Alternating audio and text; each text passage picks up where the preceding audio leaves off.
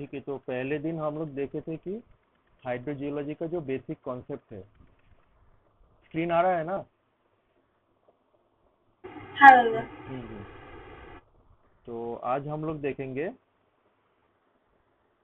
कि पहले दिन देखे थे कि हाइड्रोजियोलॉजी का जो बेसिक पार्ट है, मतलब हाइड्रोलॉजिकल साइकिल, जो वाटर डिस्ट्रीब्यूशन है अर्थ में वो, और एक्वीफर, एक्वीफर टाइप्स, एक्वीफर, एक्वीटर्ड, एक्वीफ्लूड, एक्वीफ्यूज, ये सब देखे थे।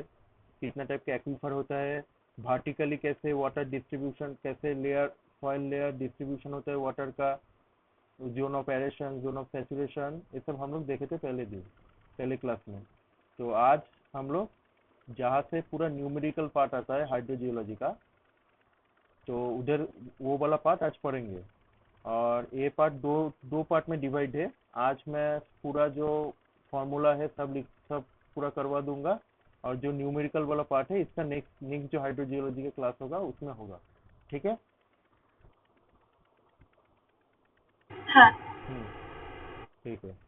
तो अभी क्या है कि डिफरेंट डिफरेंट प्रॉपर्टीज की वजह से जो वाटर मूवमेंट होता है सॉइल पार्टिकल में से और या रॉक में से, रॉक का डिफरेंट डिफरेंट प्रॉपर्टी होता है। ठीक है, एक एक रॉक का एक एक टाइप का प्रॉपर्टी होता है। तो वो प्रॉपर्टी की वजह से तुम्हारा वाटर जो है वो मूवमेंट होता है। ठीक है। अभी क्या है कि पहला जो प्रॉपर्टी है वो है तुम्हारा पोरोसिटी। धीरे धीरे समझ जाओगे कि कैसे ये सब प्रॉपर्टी वाटर मूवमेंट में काम आता है। तो पहला जो है वो है तुम्हारा पोरोसिटी। अभी पोरोसिटी में, पोरोसिटी क्या है, पोरोसिटी सेडिमेंटोलॉजी की क्लास में भी थोड़ा सा बताए थे कि मान लो, स्पेस ऑफ रॉक। हाँ हाँ, तो जो ग्रेन रहता है ये सब, ऐसा ऐसा करके जो ग्रेन पार्टिकल, जो सेडिमेंटरी रॉक हो या किसी भी रॉक हो, उसमें जो पार्टिकल रहता है, ठीक है, जो पार्टिकल रहता है उसकी बीच में से जो पोर स्पेसेस रहता है, जो गैप रहता है, ठीक है, उसी गैप में से वाटर क्या होता है, पास होता है। ठीक है, उसको हम लोग बोलेंगे पोर स्पेसेस या वॉइड। ठीक है, पोर स्पेसेस या वॉइड बोलेंगे, हम लोग इसको वॉइड भी बोलते हैं, वॉइड या पोर स्पेसेस, पोर स्पेसेस। ठीक है। तो और जो पोर स्पेसेस, अभी पोर स्पेसेस सब में रहता है, अभी वही प्रॉपर्टी को हम लोग बोलेंगे पोरोसिटी। क्या बोलेंगे, पोरोसिटी। ठीक है। तो ये पोरोसिटी क्या है, पोरोसिटी बेसिकली जो जिसकी बीच में से वाटर हम लोग का पास करेगा। पर अभी बात, कोई आना चाहता है?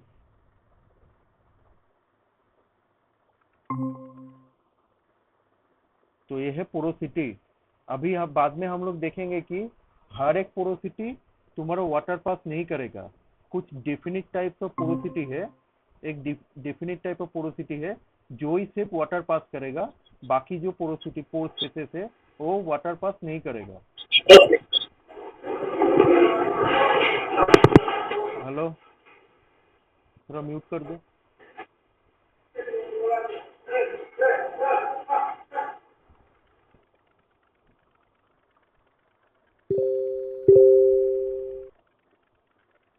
तो क्या बोल रहे थे, हाँ, जो पोर स्पेसेस रहता है वो सब सब पोर स्पेसेस जो है वो वाटर पास नहीं करेगा। कुछ डेफिनिट पोर स्पेसेस है जो कि वाटर तुम्हारा पास करेगा, वो हम बाद में देखेंगे।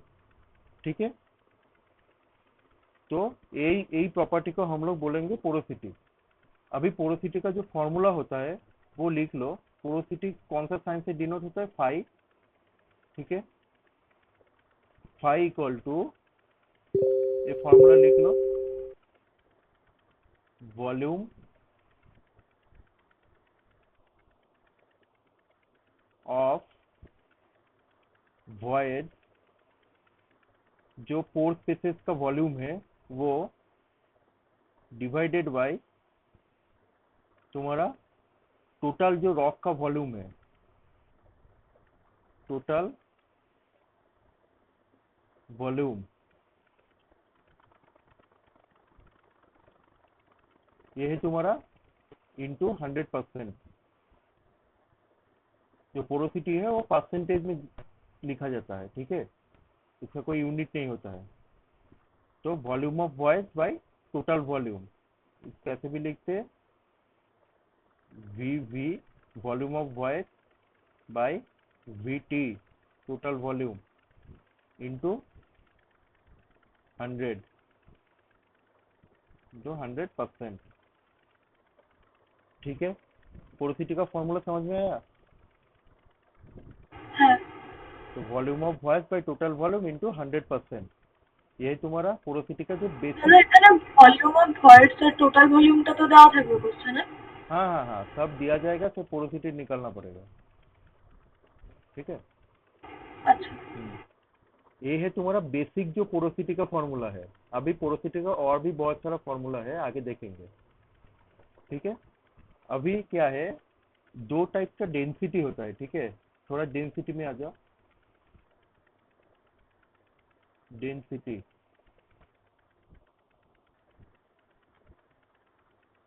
डेंसिटी, डेंसिटी का फॉर्मूला कोई बता सकते हैं मेरे को, क्या है डेंसिटी का फॉर्मूला?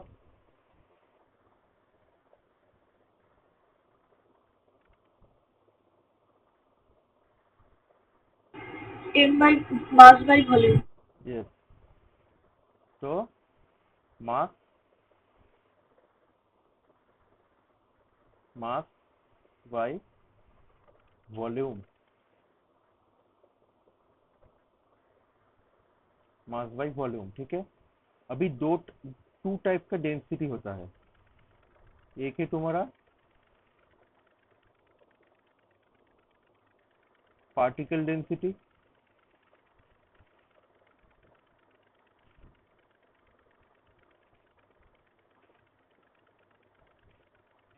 पूरा नहीं लिख रहा हूँ, पार्टिकल डेंसिटी।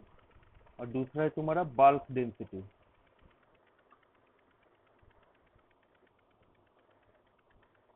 Bulk density. तो पार्टिकल डेंसिटी क्या है, जो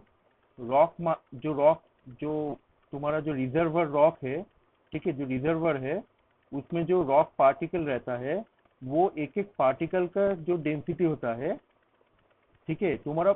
अभी क्या है, जो सपोज मान लो कि ऐसा ऐसा जो रॉक था, मैंने जो पहले ड्रॉ किया था, ये जो सपोज इसको पकड़ लो, ठीक है।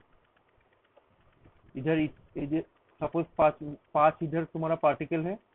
ये पांचों पार्टिकल का जो डेंसिटी है उसको हम लोग बोलेंगे पार्टिकल डेंसिटी।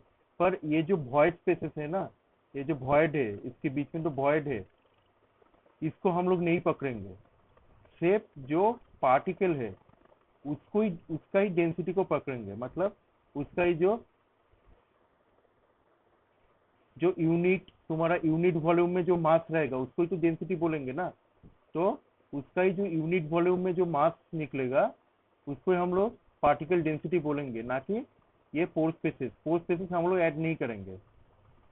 ये जो फोर स्पेसेस है ये हम लोग कहाँ ऐड करेंगे, जहाँ जहाँ पे तुम्हारा बाल्क डेंसिटी है।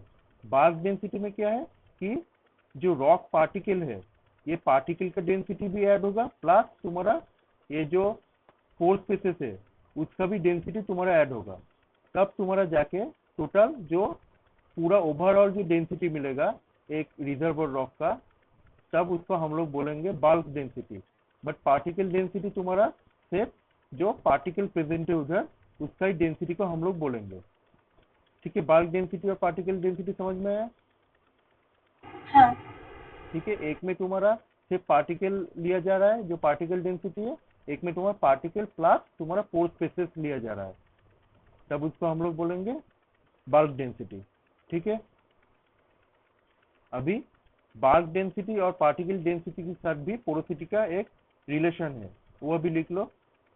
फाई इक्वल टू, ऐसा फॉर्मूला हर एक फॉर्मूला से न्यूमेरिकल आता है, हर एक फॉर्मूला, ठीक है। एक एक साल एक एक फॉर्मूला से न्यूमेरिकल आता है, तो सब फॉर्मूला याद रखना होगा।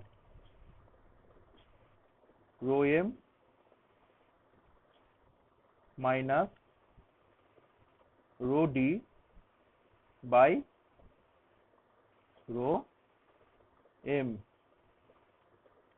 इसको हम लोग ऐसे भी लिख सकते हैं, रो एम कट हो जाएगा तो 1 minus rho D by rho M. ये है तुम्हारा पोरोसिटी।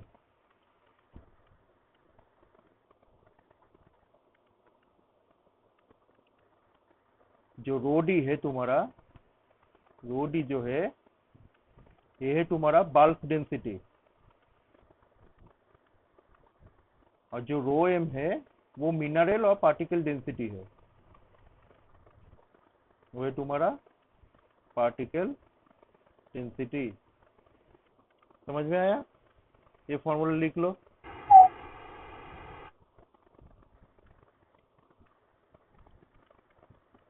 हो गया ना? हाँ ठीक है। तो bulk density, mineral, particle density, ये सब समझ में आया। अभी हम लोग देखेंगे कितना टाइप का पोरोसिटी होता है। अभी बेसिकली जो प्राइमरीली दो टाइप का पोरोसिटी होता है। एक है तुम्हारा प्राइमरी पोरोसिटी, प्राइमरी पोरोसिटी, और एक है तुम्हारा सेकेंडरी पोरोसिटी।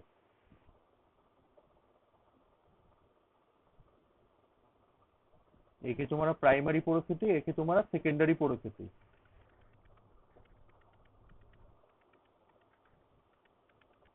एक है तुम्हारा सेकेंडरी पोरोसिटी। ठीक है, तो प्राइमरी पोरोसिटी क्या है? जब तुम्हारा सेडिमेंट, कोई रॉक बन रहा है, ठीक है, कोई रॉक, सपोज कोई रॉक बन रहा है, सपोज तुम पकड़ लो कोई सेडिमेंटरी रॉक, ठीक है। तो सेडिमेंटोलॉजी में मैं पढ़ाया था कैसे सेडिमेंट से सेडिमेंटरी रॉक बन रहा है। प्रेरणा,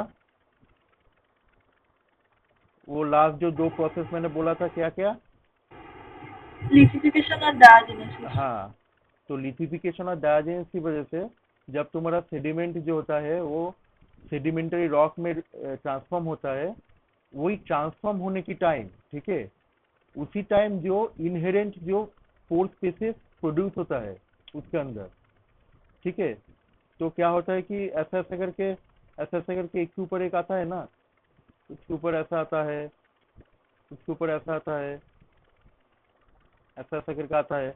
उसके बाद उसका लिथिफिकेशन होता है, ठीक है, ओवरबर्डन प्रेशर आता है, लिथिफिकेशन होता है, फिर डायजेनेसिस, हाई टेम्परेचर प्रेशर में डायजेनेसिस होता है। वही उसी टाइम जो पोर स्पेसेस जो बनता है उसको हम लोग बोलेंगे प्राइमरी पोरोसिटी। उसी टाइम में, मतलब ओरिजिन की टाइम में जो पोर स्पेसेस ओरिजिनली बन जाता है उसको हम लोग प्राइमरी पोरोसिटी बोलेंगे। समझ में आया किसको प्राइमरी पोरोसिटी बोलेंगे? हाँ दादा। ठीक है। अभी सेकेंडरी पोरोसिटी क्या है? मान लो कि आफ्टर तुम्हारा ओरिजिन के बाद, ठीक है, रॉक जो ओरिजिन होने के बाद जो कोई बाहर का कोई करंट की वजह से तुम्हारा उसमें कोई पोरस कोई पोरोसिटी प्रोड्यूस हुआ, तब उसको हम लोग बोलेंगे सेकेंडरी पोरोसिटी।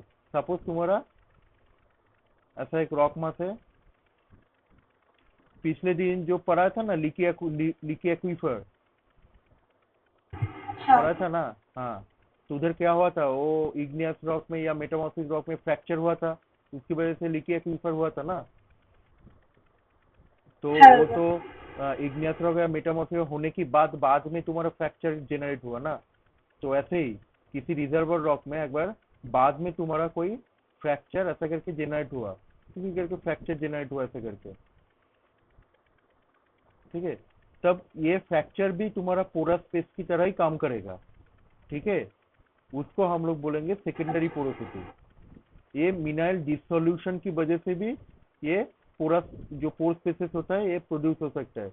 अभी डिसोल्यूशन क्या है ये थोड़ी थोड़ी देर बाद मैं बताऊंगा कि प्रेशर सॉल्यूशन ये सब क्या होता है।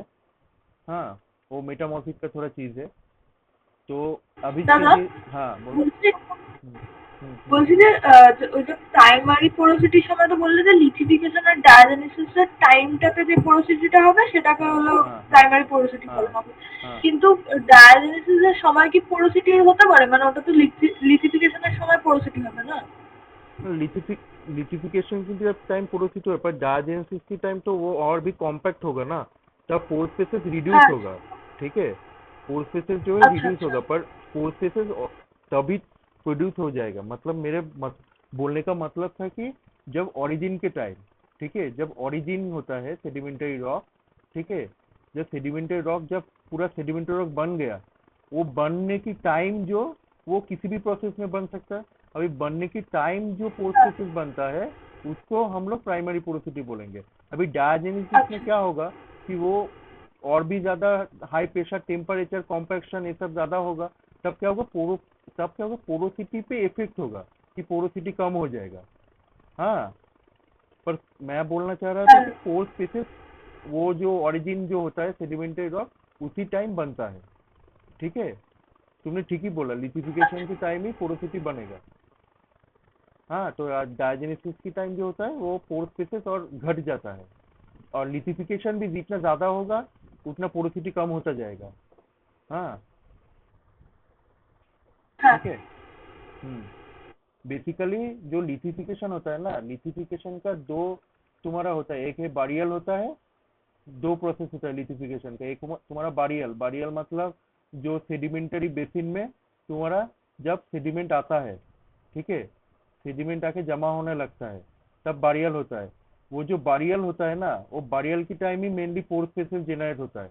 ऐसा ऐसा करके जब एक के ऊपर एक आता है, फिर तुम्हारा जब कॉम्पैक्शन हो जाता है ना, इसकी बात बारियल की बात होता है तुम्हारा कॉम्पैक्शन, वो भी लिथिफिकेशन का ही पार्ट है। जब कॉम्पैक्शन होता है तब तुम्हारा वो पोर स्पेसिस घट जाता है। ठीक है, क्लियर हुआ? হ্যাঁ। हम्म।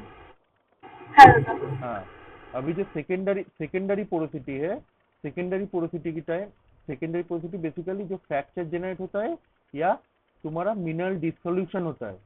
मिनरल डिसोल्यूशन थोड़ी बात मैं बोलूंगा। मिनरल डिसोल्यूशन होता है तब तुम्हारा सेकेंडरी पोरोसिटी जनरेट होता है। ठीक है, ये समझ में आया सेकेंडरी पोरोसिटी क्या है? হ্যাঁ দাদা। ठीक है, तो ये दो टाइप का पोरोसिटी है, एक प्राइमरी पोरोसिटी, एक सेकेंडरी पोरोसिटी। अच्छा, और एक इम्पोर्टेंट टर्म है, बहुत ही इम्पोर्टेंट टर्म है, ठीक है, ये सब लोग छोड़ के चला जाता है, वो है effective porosity. Effective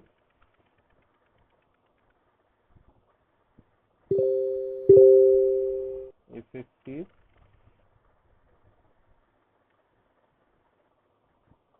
effective porosity.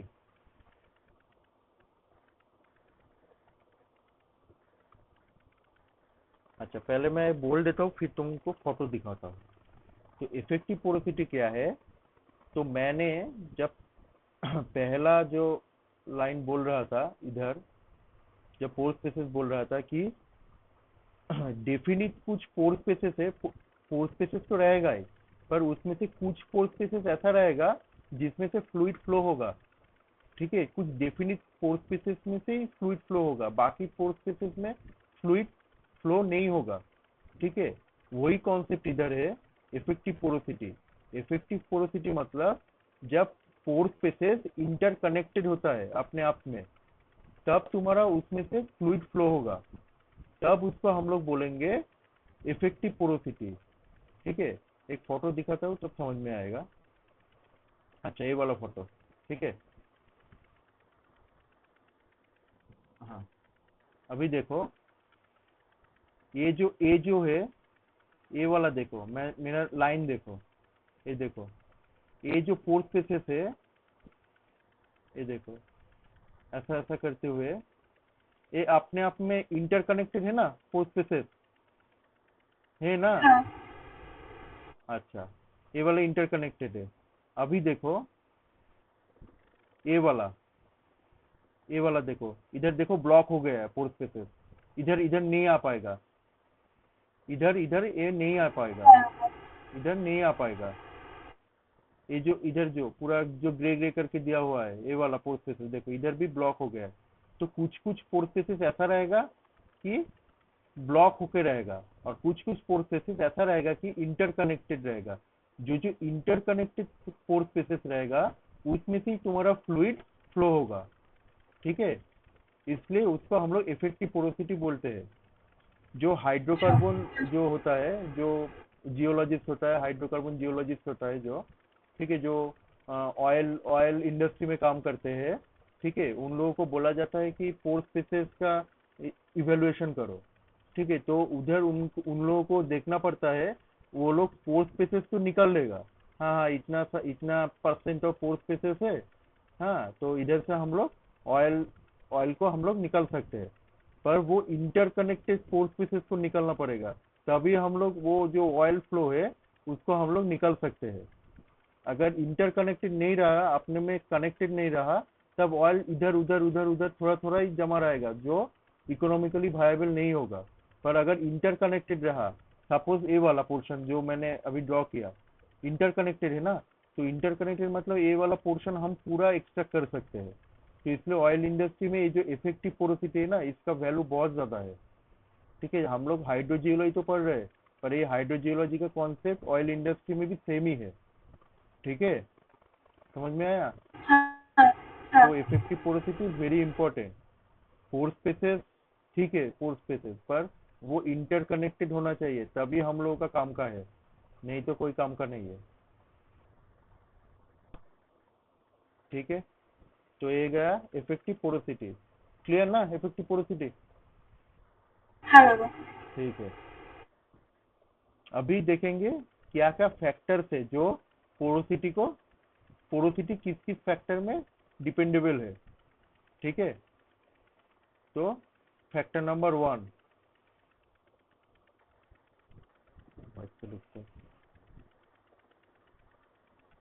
Factor number one तुम्हारा ग्रेन साइज।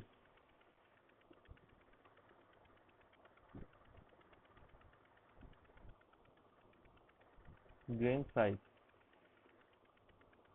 तो पहला पहला बात समझ लो, ग्रेन साइज के ऊपर ना पोरोसिटी ज्यादा डिपेंडेबल नहीं है। बट हम लोग एक बेसिकली ले लेते हैं कि फाइन ग्रेन जो मटेरियल होता है उसमें पोरस स्पेसेस ज्यादा रहता है, जैसे क्ले मिनरल हो गया। ठीक है, इनमें से क्या होता है, पोर स्पेसेस ज्यादा रहता है, पर ग्रेन साइज ज्यादा अफेक्ट नहीं करता है पोरोसिटी को। बाकी जो जो फैक्टर मैं लिखूंगा, वो फैक्टर अगर काम आ गया, तब वो वाला फैक्टर ज्यादा काम करेगा पोरोसिटी के ऊपर, बजाय कि ग्रेन साइज से। ठीक है, तो सिर्फ ये बात जान लो कि जो फाइन ग्रेन मटेरियल होता है उसमें पूरा स्पेसिस ज्यादा रहता है। ठीक है, ये जनरल टर्म। ठीक है, तो ग्रेन साइज ज्यादा तुम्हारा रोल नहीं है पोरोसिटी में। ठीक है, अभी एक एक फैक्टर जब जाऊंगा तब। हाँ। স্যান্ডস্টোন আর যদি মানে ক্লে हम्म। মিনারেল ধরা হয় তাহলে हम्म। পরে हाँ। हाँ। ক্লে এর মধ্যে হলেও বেশি থাকবে পোরাস স্পেস। हाँ, अभी देखो, আচ্ছা। सैंडस्टोन और क्ले अगर लिया, तो सैंडस्टोन में मैंने पिछले दिन क्या दो टर्म यूज किया था, आज भी यूज करूंगा। पोरोसिटी एक पोरोसिटी, পারমিয়াবিলিটি। हाँ, और एक तुम्हारा परमिएबिलिटी।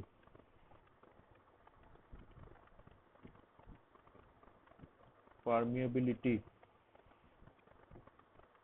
तो अभी क्या है कि सैंडस्टोन और क्ले अगर लिया गया, तो क्ले में नो डाउट उसमें पोर स्पेसेस ज्यादा रहेगा। ठीक है, पहला बात है, सुन जान लो। पर सैंडस्टोन में भी पोरोसिटी रहेगा, पर उधर परमिएबिलिटी क्ले से ज्यादा रहेगा, क्ले में परमिएबिलिटी कम रहेगा। ठीक है, আচ্ছা। जो तुम्हारा एक्विटार्ड या एक्विक्लूड में देखा जाता है, ठीक ना, एक्विटार्ड एक्विक्लूड, হ্যাঁ হ্যাঁ क्ले হ্যাঁ। बेड, हाँ, जहाँ पे क्ले मिनरल क्ले प्रोपोर्शन जब भी आ जाएगा किसी में, तब तुम्हारा उधर परमेबिलिटी कम होता जाएगा, पर पोरोसिटी रहेगा ठीक ठाक, अच्छा पोरोसिटी रहेगा। पर सैंडस्टोन, इसलिए सैंडस्टोन वाला ना अच्छा एक्वीफर की तरह काम करता है, क्योंकि वो पोरस भी है, वो परमिएबल भी है। ठीक है, डाउट क्लियर हुआ? হ্যাঁ দাদা। हम्म। तो दूसरा पॉइंट है तुम्हारा पैकिंग डेंसिटी। पैकिंग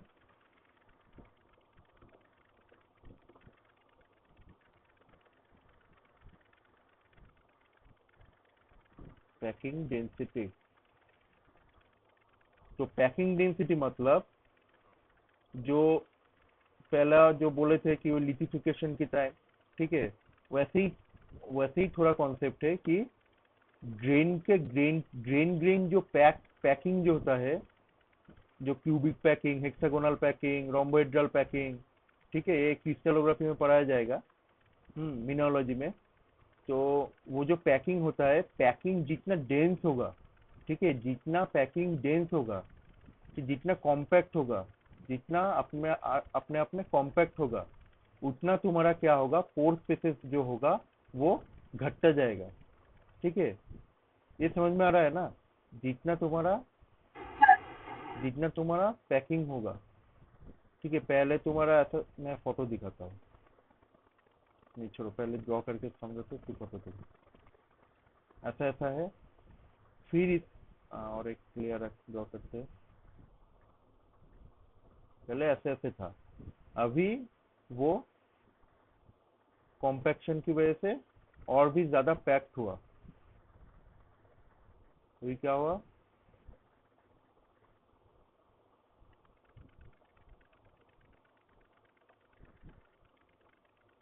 तो ऐसा ऐसा करके ये मिडिल में थोड़ा थोड़ा है, ये पहले इतना बड़ा बड़ा था, अभी पूरा छोटा छोटा हो गया। ये इधर है, इधर है, इधर इधर इधर, पहले इतना बड़ा बड़ा था पूरा। तो जितना डेंस पैकिंग होगा, उतना पोरोसिटी तुम्हारा कम होता जाएगा। ठीक है, तो इधर दो इंफॉर्मेशन है वो लिख लो, वो क्वेश्चन आता है। एक है तुम्हारा किस में, कौन सा पैकिंग में पोरोसिटी कितना होता है। ठीक है, तो जो क्यूबिक पैकिंग है, सबसे ज्यादा पोरोसिटी किस में रहता है, क्यूबिक पैकिंग, क्यूबिक पैकिंग। मैं फोटो दिखाता हूँ, लिख लो पहले, क्यूबिक पैकिंग। ये बहुत बार क्वेश्चन आता है, गेट में तो आता है, पर जैम में अभी तक शायद नहीं आया है।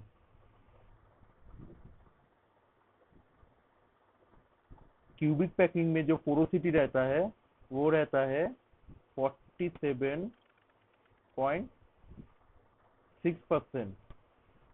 ये पूरा याद रखना, ये है मैक्सिमम तुम्हारा, मैक्सिमम मैक्सिमम। और जो रोम्बोहेड्रल पैकिंग है,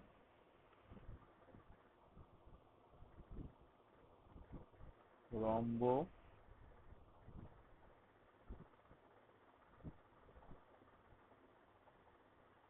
रोम्बोहेड्रल पैकिंग है, उसमें तुम्हारा रहेगा 26%, जो है तुम्हारा मिनिमम।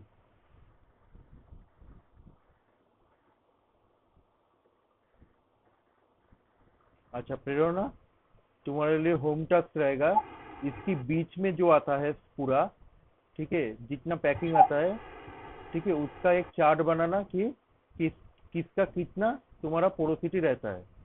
ठीक है, अच्छा। ठीक है, हाँ। ये, हाँ, ये पूरा नोट करके रखना। तो मैं फोटो दिखाता हूँ अभी। तो ये वाला देखो, जो क्यूबिक पैकिंग है ये 48 दिया गया है, ये 47.6 होता है। ठीक है, तो ये जो क्यूबिक पैकिंग है, ये तुम्हारा लेस डेंस है। ठीक है, और जो रोम्बोइडल पैकिंग है, देख देख के ही पता चल रहा है कि रोम्बोइडल पैकिंग है वो ज्यादा डेंस है। पता चल रहा है ना देख के? हाँ दादा। तो जो क्यूबिक पैकिंग है, उसमें देखो पोर स्पेसेस ज्यादा है, इतना सा पोर स्पेसेस है, हाँ। बहुत ज्यादा है। पर जो रोम्बोइडल पैकिंग, जो क्यूबिक है, अभी जो रोम्बोइडल पैकिंग है उसमें देखो कितना छोटा छोटा है।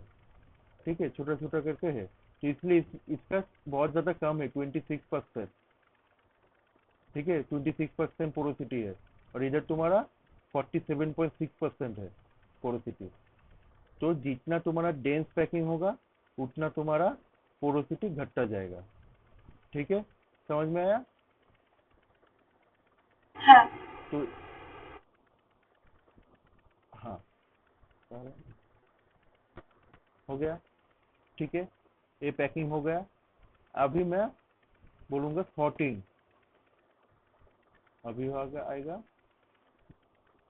तो 3 नंबर पे सॉर्टिंग। अच्छा, पिछले दिन क्या बोला था सॉर्टिंग, बोलो मेरे को। সর্টিং মানে হলো সেম গ্রেন সাইজ মানে সেম গ্রেন সাইজ হলে পরে সেটাকে সর্টিং বলবো।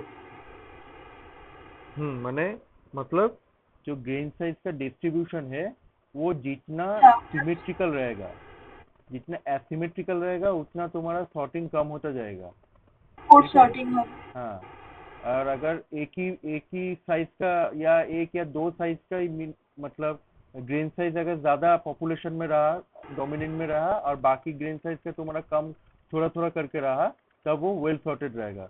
मतलब सॉर्टिंग मतलब तुम्हारा হ্যাঁ अरेंजमेंट, जो ग्रेन ग्रेन से उसका अरेंजमेंट वो कैसा है। ठीक है।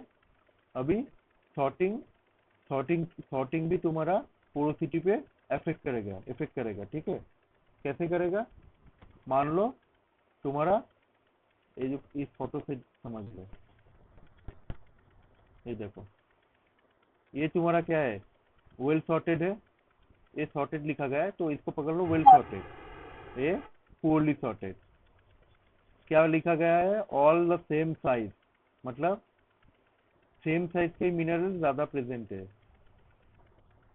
ऐसा ऐसा करके सेम साइज के मिनरल लगभग प्रेजेंट है। और इधर देखो, ये एक बड़ा ग्रेन है, ये भी एक बड़ा ग्रेन है, ये उससे भी बड़ा ग्रेन है। फिर उसके बीच में देखो, ये छोटा एक है,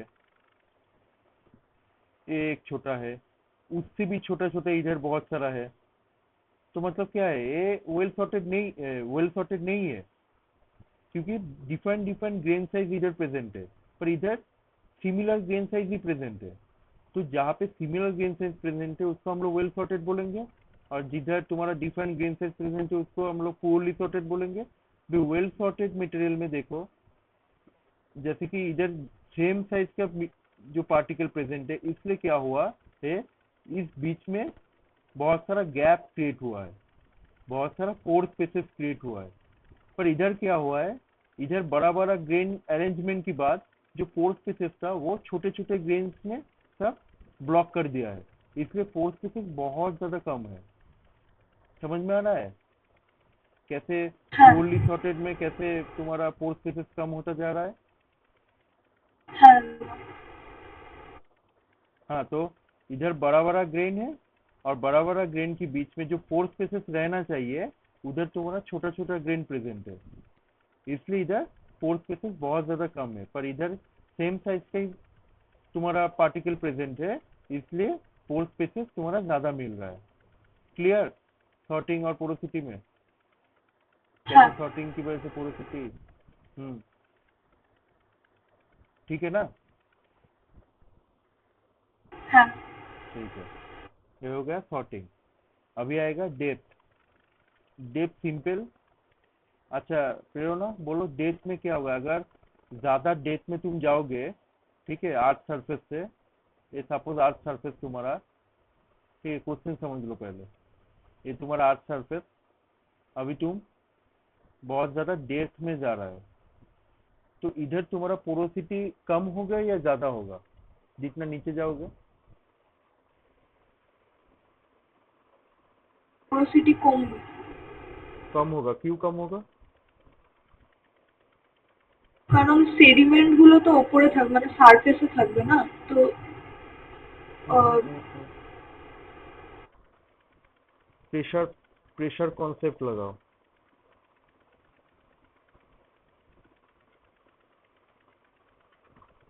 আচ্ছা जितना যত नीचे। নিচে যাবো প্রেসার हम्म। বাড়বে हम्म। তাহলে পরে हम्म। পোর স্পেসেস গুলো মানে কমে যাবে পোর उतना ভেতরের उतना যে। उतना ही ज्यादा कॉम्पैक्शन होगा। कॉम्पैक्शन हो जाएगा। हाँ कॉम्पैक्शन होगा तो ग्रेन ग्रेन जो कांटेक्ट है और भी तुम्हारा एक के ऊपर एक आ जाएगा, तब तुम्हारा क्या होगा, पोर स्पेसेस कम होता जाएगा। समझ में आ गया? तो हाँ। जितना डेप्थ पे जाओगे उतना पोर स्पेसेस कम होगा। ठीक है, ये हो गया डेप्थ, और कुछ नहीं। और लास्ट एक है, वो है तुम्हारा pressure solution. Pressure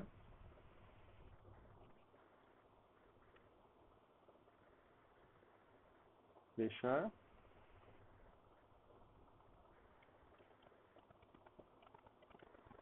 pressure solution. Pressure solution क्या है, तो मेरे को ड्रॉ करने दो।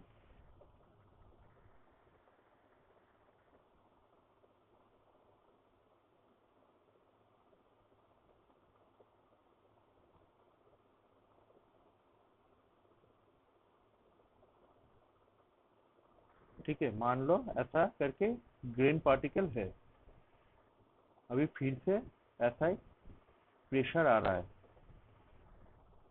ऐसा करके प्रेशर आ रहा है, इधर से भी सपोज प्रेशर आ रहा है, इधर से भी प्रेशर आ रहा है, प्रेशर प्रेशर, अभी प्रेशर आ रहा है। ठीक है, अभी प्रेशर आने की वजह से क्या हो रहा है कि बहुत ज्यादा प्रेशर होने की वजह से ये जो ग्रेन ग्रेन कांटेक्ट है ना, ये जो ग्रेन ग्रेन कांटेक्ट है, ये वाला तो ग्रेन ग्रेन कांटेक्ट है, ये ग्रेन कांटेक्ट है, ये ग्रेन कांटेक्ट है, ये है, ये है। तो इधर क्या होता है, प्रेशर होने की वजह से, बहुत ज्यादा प्रेशर होने की वजह से एक ग्रेन ग्रेन कांटेक्ट होता है।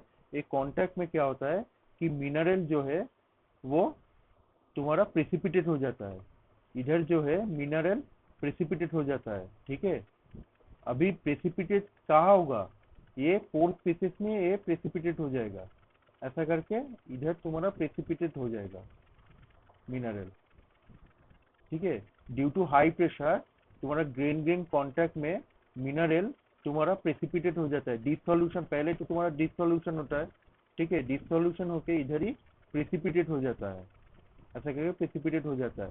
अभी प्रेसिपिटेट होने के बाद क्या होता है कि ये सब मिनरल तुम्हारा पोर स्पेसेस को ब्लॉक कर देता है, जहां जहां तुम्हारा प्रेशर सॉल्यूशन होता है उधर उधर तुम्हारा मिनरल प्रेसिपिटेट तुम्हारा इधर हो जाता है, इधर हो गया, इधर हो गया। अभी क्या हो गया, पोर स्पेसेस को ये ब्लॉक कर दे रहा है, तो पोर स्पेसेस जो है वो कम होता जाएगा। इसको हम लोग बोलेंगे प्रेशर सॉल्यूशन। तो प्रेशर सॉल्यूशन में क्या हो रहा है, पहले मिनरल मिनरल जो कांटेक्ट होता है, ठीक है, पार्टिकल पार्टिकल कांटेक्ट, उस कांटेक्ट में क्या हो रहा है, डिसोल्यूशन हो रहा है। डिसोल्यूशन की वजह से जो कांटेक्ट वाला पोर्शन है उधर से मिनरल जो है वो प्रेसिपिटेट हो रहा है। कहाँ प्रेसिपिटेट हो रहा है, पोर स्पेसेस में प्रेसिपिटेट हो रहा है, और प्रेसिपिटेट होके वो पोर स्पेसेस को ब्लॉक कर दे रहा है। ठीक है, ब्लॉक करने के बाद क्या हो रहा है, वो तुम्हारा पोर स्पेसेस जो है वो रिड्यूस हो रहा है। तो ये पूरा सिनेरियो है प्रेशर सॉल्यूशन। समझ में आया प्रेशर सॉल्यूशन क्या है? हाँ। तो प्रेशर सॉल्यूशन से क्या हो रहा है, पोरोसिटी कम हो रहा है। ठीक है, तो ये था पूरा ओवरऑल पोरोसिटी। तो पोरोसिटी पूरा क्लियर हुआ ना? हाँ। ठीक है,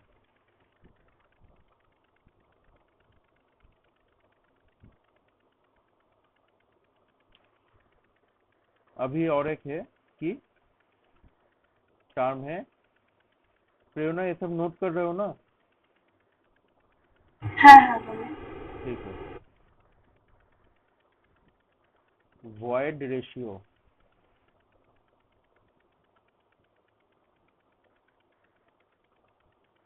वॉइड रेशियो, इसको हम लोग ई से डिनोट करते हैं।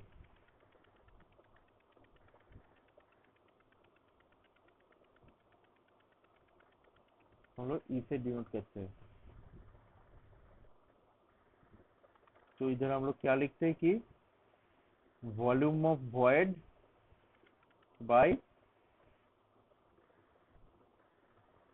पोरोसिटी में हम लोग क्या लिखे थे, टोटल वॉल्यूम, पर इधर हम लोग क्या लिखेंगे, volume of solid particle, VS. ठीक है, मैं नहीं लिख रहा हूँ तो ये लिख लेना, ठीक है। Volume of void by volume of solid particle into 100%। इसको हम लोग बोलेंगे वॉइड रेशियो।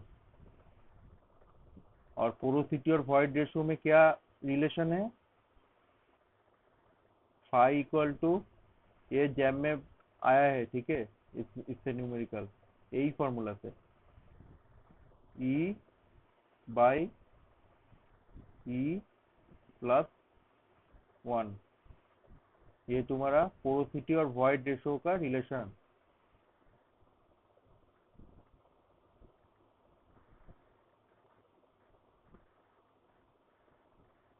पोरोसिटी और वॉइड रेशियो का relation phi equal to E by E plus 1। ठीक है। अच्छा, अभी और एक फॉर्मूला लिखाऊंगा कि वाटर सैचुरेशन। ये सब जब न्यूमेरिकल करेंगे ये सब फॉर्मूला सब काम में आएगा, सब एक एक फॉर्मूला काम में आएगा।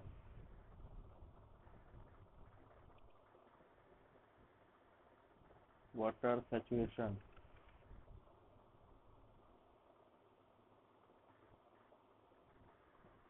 वाटर सैचुरेशन है तुम्हारा total volume of water, total volume of water bye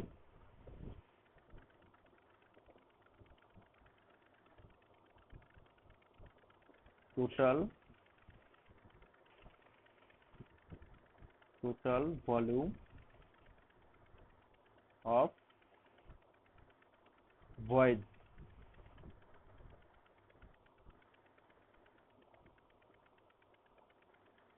into 100%। ये तुम्हारा वाटर सैचुरेशन का फॉर्मूला। ये समझने की कोई ये नहीं है कि वाटर सैचुरेशन क्या है, कि तुम्हारा कितना वॉल्यूम ऑफ वाटर है बाय कि टोटल कितना वॉल्यूम ऑफ वॉइड है इंटू 100%। इससे हम लोग क्या निकल सकते, वाटर सैचुरेशन, कितना वाटर सैचुरेटेड है। ठीक है। अच्छा, उसके बाद है तुम्हारा वाटर कंटेंट। वाटर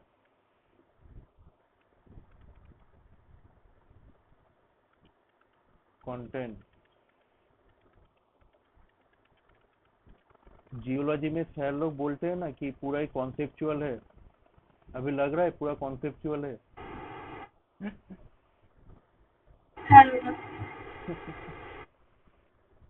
तो वाटर कंटेंट क्या है कि mass of the sample,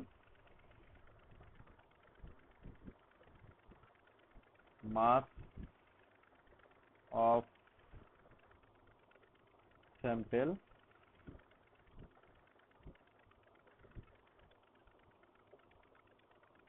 minus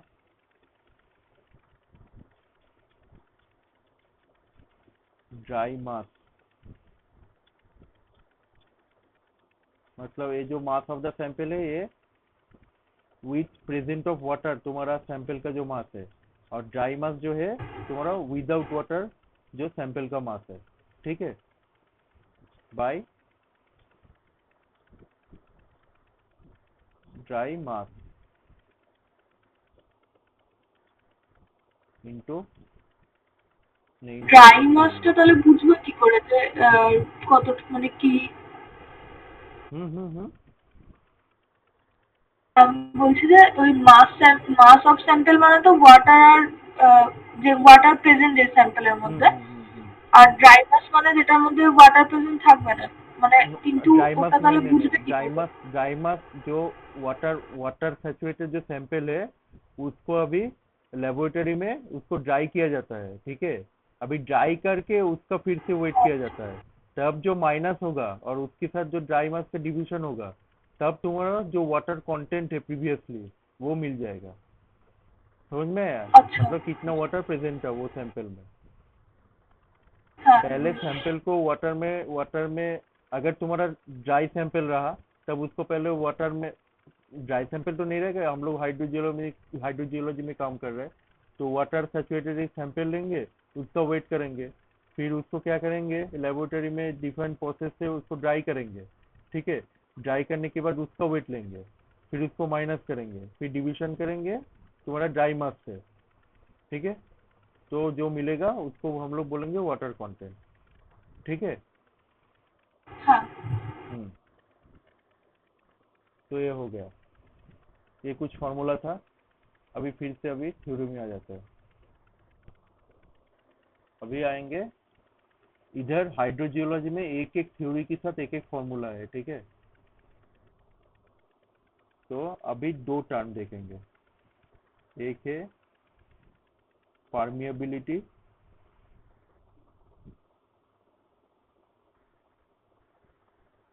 permeability, एक है तुम्हारा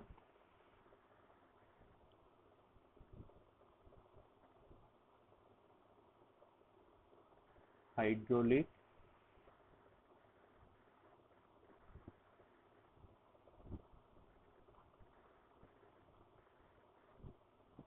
कंडक्टिविटी, एक है परमिएबिलिटी, एक है हाइड्रोलिक कंडक्टिविटी, ठीक है। तो अच्छे से समझना, ठीक है। दोनों सेम टाइप का ही चीज है, पर थोड़ा अलग है, ठीक है। तो परमेबिलिटी क्या है? प्रेरणा बोलो, पिछले दिन बोला था परमेबिलिटी, थोड़ा बोला था, याद है?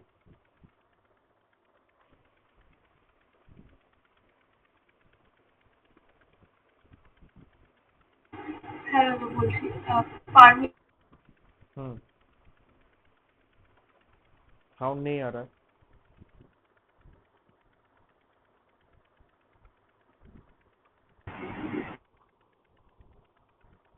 साउंड नहीं आ रहा है।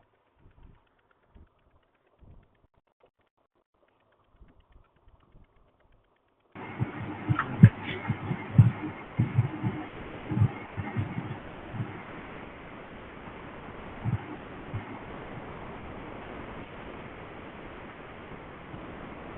साउंड नहीं आ रहा है। ठीक है, मैं बोल देता हूँ। परमेबिलिटी क्या है कि कितना इजीली तुम्हारा पोर स्पेसेस में से कितना इजी।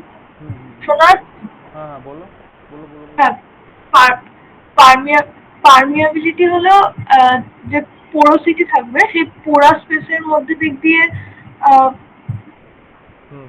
যেই পোর্শন মানে কি हम्म। বলবো মানে যেইটুকুখানি পাস করতে পারবে সেটাকে মানে পারমিয়াবিলিটি বলেছিলেন। হ্যাঁ, কতটা ইজিলি তোর ওয়াটার পাস করতে পারবে এই পোরাস স্পেসেসের মধ্যে দিয়ে। तो इससे के हाँ, तो इससे क्या पता चलता है कि मतलब परमेबिलिटी क्या है कि कितना इजीली पोर स्पेसेस में से वाटर या कोई फ्लूइड पास कर सकता है, ठीक है। उसको हम लोग बोलेंगे परमेबिलिटी, ठीक है।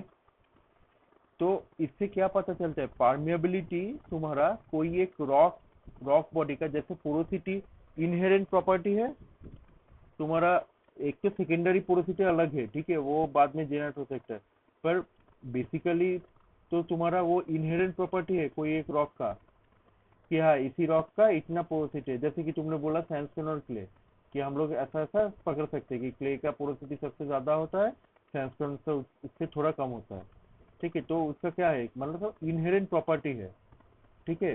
तो परमेबिलिटी भी ऐसा ही है, इनहेरेंट प्रॉपर्टी है किसी भी रॉक रिजर्वर का, कि ये वाला रिजर्वर, अच्छा इसका इतना ही परमेबिलिटी होगा, अच्छा ये वाला रिजर्वर, अच्छा सैंडस्टोन का रिजर्वर इसका इतना परमेबिलिटी, अच्छा लाइमस्टोन का रिजर्वर इसका इतना परमेबिलिटी, मतलब एक इनहेरेंट प्रॉपर्टी है परमेबिलिटी, ठीक है।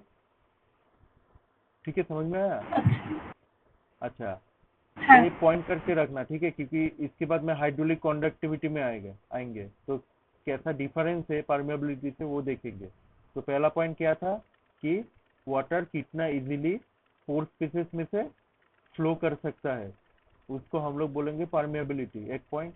दूसरा पॉइंट है तुम्हारा, जो परमेबिलिटी होता है वो किसी रॉक रिजर्वर का, कोई रिजर्वर का वो इनहेरेंट प्रॉपर्टी है, ठीक है, इनहेरेंट प्रॉपर्टी है। तीसरा जो पॉइंट है, तीसरा पॉइंट मैं बोल रहा हूँ कि जो परमेबिलिटी है वो सिर्फ रॉक प्रॉपर्टी के ऊपर डिपेंड होगा, फ्लूइड प्रॉपर्टी के ऊपर डिपेंडेबल नहीं होगा। ये बहुत इंपॉर्टेंट पॉइंट है। फ्लूइड कुछ भी हो सकता है, ठीक है, पर रॉक का प्रॉपर्टी पे डिपेंड है, क्योंकि इनहेरेंट प्रॉपर्टी है ना परमेबिलिटी कोई एक रॉक का, तो वो रॉक का प्रॉपर्टी के ऊपर डिपेंड होगा कि परमेबिलिटी कैसा है, ना कि तुम्हारा फ्लूइड प्रॉपर्टी। फ्लूइड कुछ भी हो सकता है। समझ में आप क्या क्या परमेबिलिटी के पॉइंट्स है? दादा फास्ट टाइम पर बोलो। परमेबिलिटी जो है, पहले है तुम्हारा कि कितना इजीली तुम्हारा वाटर पास कर सकता है, वो उसको हम लोग परमेबिलिटी बोलेंगे पोस्ट स्पेसिस में से। दूसरा जो पॉइंट बोला, परमेबिलिटी तुम्हारा इनहेरेंट प्रॉपर्टी है कोई एक रॉक बॉडी का, इनहेरेंट प्रॉपर्टी। इनहेरेंट प्रॉपर्टी मतलब जब उसका ओरिजिन की टाइम से ही ऐसा ही प्रॉपर्टी है। मतलब सैंडस्टोन का, अगर लाइमस्टोन पकड़ो या सैंडस्टोन पकड़ो, दोनों का दो टाइप का परमेबिलिटी तुमको मिलेगा। सैंडस्टोन का एक डेफिनिट परमेबिलिटी मिलेगा, लाइमस्टोन का एक डेफिनिट मिलेगा परमेबिलिटी। तो इससे क्या पता चलता है कि परमेबिलिटी जो है वो रॉक प्रॉपर्टी के ऊपर डिपेंड है, ना कि तुम्हारा फ्लूइड प्रॉपर्टी। फ्लूइड का प्रॉपर्टी कुछ भी हो सकता है, उससे तुम्हारा परमेबिलिटी कभी भी अफेक्टेड नहीं होगा। परमेबिलिटी अफेक्टेड होगा तुम्हारा रॉक प्रॉपर्टी से, ठीक है। हाँ दादा।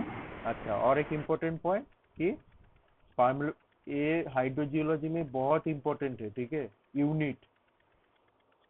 तुम अगर फॉर्मूला भूल भी जाओ, यूनिट से भी तुम न्यूमेरिकल कर सकते हो। तो यूनिट हमेशा याद रखना। परमेबिलिटी यूनिट है तुम्हारा डार्सी, डार्सी, किससे लिख देता, डार सी, DARCY, डार्सी, ठीक है, ऐसा यूनिट।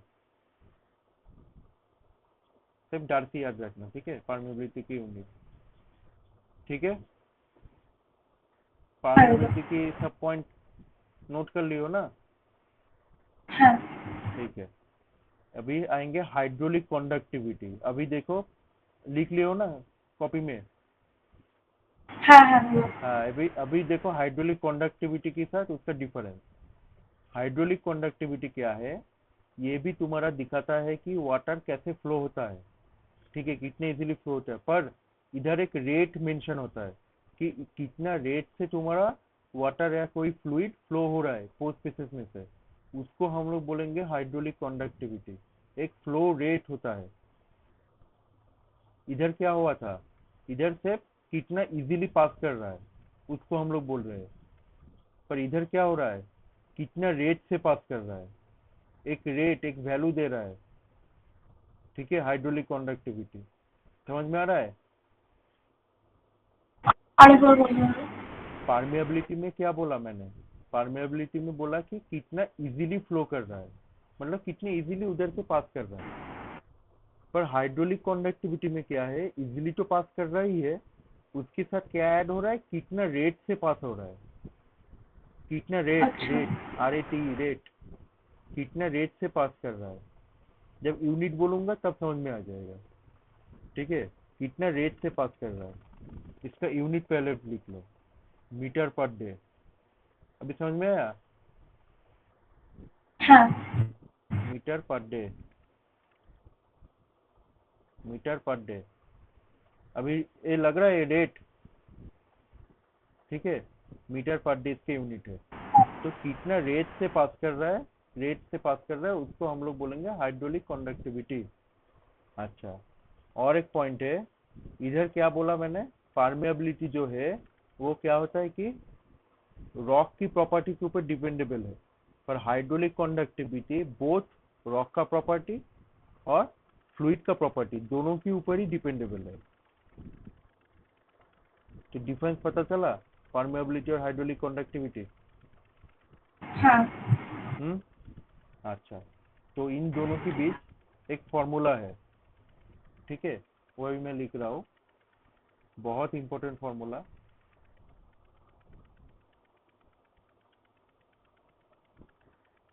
कैपिटल के या कप्पा भी लिख सकते हो इसको, ठीक है, स्मॉल के रो जी बाय म्यू। तो इधर कौन सा क्या है ये पहले लिख लो। तो जो कैपिटल के है वो है तुम्हारा, मैं शॉर्ट फॉर्म में लिख रहा हूँ, ठीक है, तुम पूरा लिखना। हाइड्रोलिक कंडक्टिविटी जो कैपिटल के है, जो स्मॉल के है वो है तुम्हारा परमेबिलिटी, लिख लेना। जो रो है तुम्हारा density, density of the fluid.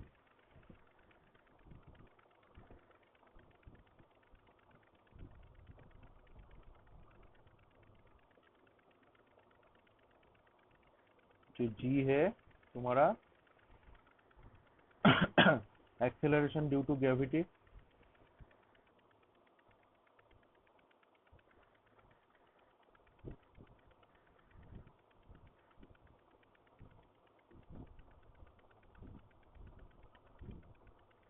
और जो म्यू है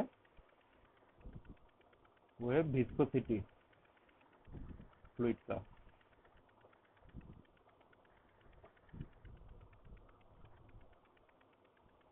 ठीक है, लिख लियो। हाँ हाँ लिखिए। तो कैपिटल के इक्वल टू स्मॉल के रो जी बाई म्यू। एक के को मत ये करना, एक बड़ा के है इधर छोटा के, ठीक है।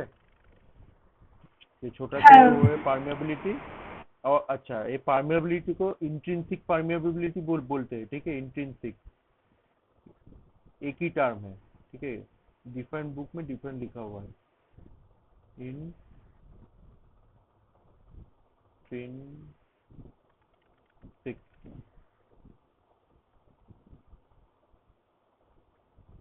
इंट्रिंसिक परमिएबिलिटी और intrinsic permeability same same. Same same same same same, अच्छा। ठीक है, इंट्रिंसिक परमेबिलिटी। ठीक है, ये इंट्रिंसिक परमेबिलिटी जो टर्म है ना, ये इसको ही यूज किया जाता है ज्यादा, ठीक है। परमेबिलिटी डायरेक्ट परमेबिलिटी यूज नहीं किया जाता, इंट्रिंसिक परमेबिलिटी सब जगह यूज किया जाता है। अच्छा, तो ये हाइड्रोलिक कंडक्टिविटी और परमेबिलिटी समझ में आया। हाँ ठीक है, अभी आएगा specific retention.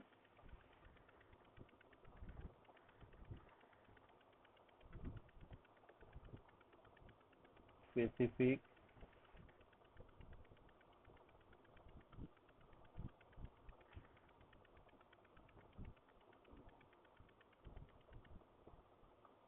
Specific retention.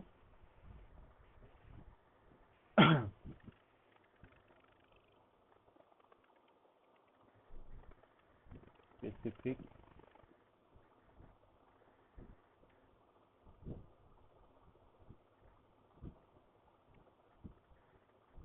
Specific yield, ठीक है। तो स्पेसिफिक स्पेसिफिक रिटेंशन जो है, ठीक है, सपोज एक रिजर्वर है, ठीक है। पहले मैं बोल रहा हूँ क्या स्पेसिफिक रिटेंशन। अभी क्या होगा, जैसे मैं ड्रॉ करता हूँ वैसे ही करता हूँ। ऐसा रॉक मास प्रेजेंट है, रिजर्वर ना, ऐसा रॉक मास है, ठीक है, अभी क्या होगा, इधर से तुम्हारा वाटर जा रहा है, इधर से रिजर्वर से तुम्हारा वाटर निकल रहा है, ठीक है, बट कुछ प्रोपोर्शन ऑफ वाटर इधर रह जाएगा, रिटेन हो जाएगा। रिटेंशन से पता चला, रिटेन होने, रिटर्न होना, रिटेन ना, रह हाँ। जाएगा, रिटेन हो जाएगा। ये क्या आ रहा है?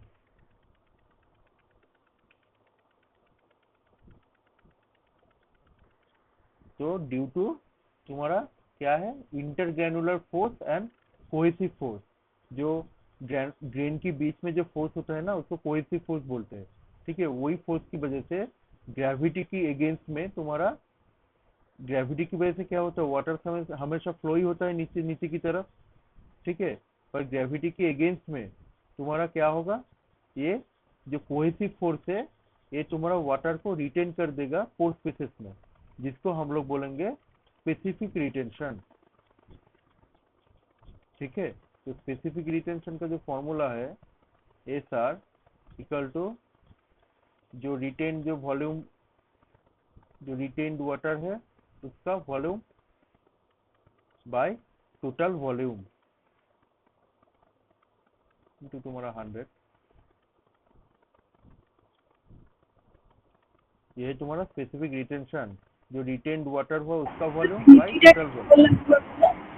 हाँ हाँ हाँ नीचे ওটা টোটাল ভলিউম তো। हाँ हाँ हाँ, VT total volume, VR, VR मतलब तुम्हारा कितना रिटेन्ड हुआ वाटर उसका volume by total volume into 100, ठीक है। हाँ। अच्छा, ये रिटेन हो गया, और जितना निकल गया, ठीक है, ग्रेविटी के कारण जितना निकल गया उसको हम लोग बोलेंगे स्पेसिफिक यील्ड, उल्टा, ठीक है। एस वाई सेम ही फॉर्मूला, वी वाई मतलब जो यील्ड हुआ बाय वी टी इंटू 100, ठीक है। तो इसके साथ भी पोरोसिटी का एक फॉर्मूला है, क्या है, phi equal to specific retention plus specific yield, ये है तुम्हारा फॉर्मूला।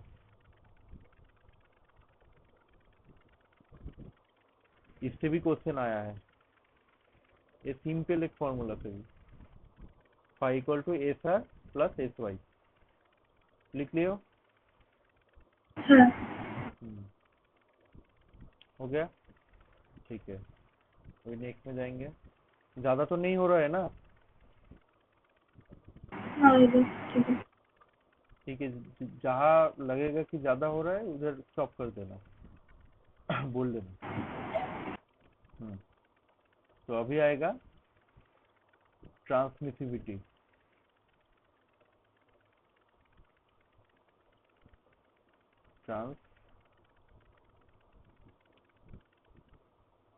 ट्रांसमिसिविटी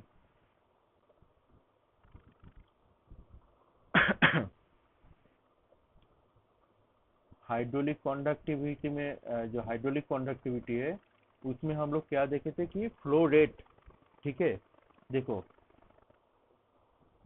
कहाँ गया?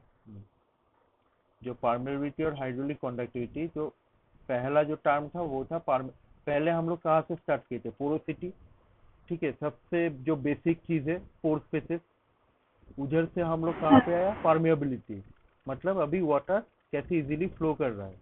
अच्छा, अभी हम लोग आएंगे, आए थे कि हाइड्रोलिक कंडक्टिविटी में क्या है कि फ्लो तो कर रहा है पर कितना रेट में कर रहा है, मीटर पर डे कितना रेट पे कर रहा है, उसको हम लोग देखे थे कि हाइड्रोलिक कंडक्टिविटी, ठीक है। फिर उसी लाइन में अभी आएगा ट्रांसमिसिबिलिटी, जिसमें क्या हो रहा है कि हाइड्रोलिक कंडक्टिविटी जो रेट, जो फ्लो रेट है उसके साथ तुम्हारा जो एक्वीफर है उसका थिकनेस भी तुम्हारा उस पर अफेक्टेड होगा, उसका थिकनेस, ठीक है। थिकनेस भी अफेक्टेड होगा, तब हाँ। उसको हम लोग बोलेंगे ट्रांसमिसिविटी। तो ट्रांसमिसिविटी का जो अगर फॉर्मूला लिखेंगे, इस बार भी जैम में आएगा, ठीक है, ये वाला न्यूमेरिकल अभी से देख लो। ट्रांसमिसिविटी अभी से 3 4 5 6 स्टार्ट मार्क दे दो। तो ट्रांसमिसिविटी का जो फॉर्मूला है, टी इक्वल टू के इंटू बी। के तुम्हारा क्या है? के तुम्हारा क्या है? हाइड्रोलिक हाँ, हाइड्रोलिक कंडक्टिविटी। हाँ, हाइड्रोलिक कंडक्टिविटी। बी है तुम्हारा thickness of the aquifer.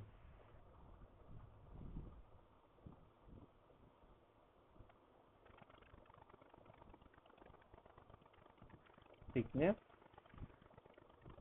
Aquifer का।